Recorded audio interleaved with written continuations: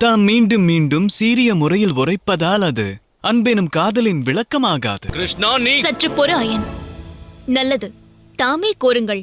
அன்பை அறிந்த விற்பன்னரே, ஆற்ற வேண்டியது யாது?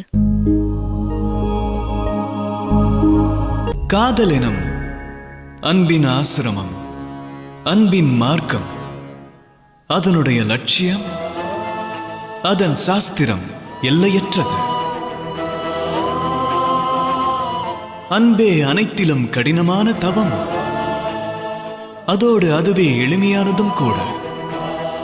இரு மனம் இணைவதால் ஒன்றிணைவதே காதல் எனும் அன்பு. வைராக்கியம் எனும் உந்துதலால் வளர்வது, கண்ணீர் எனும் நீரால் நிறைவதது. இது வைத்திய சாஸ்திரம் அல்ல, இரு ஹிருதயங்களின் சாஸ்திரம்.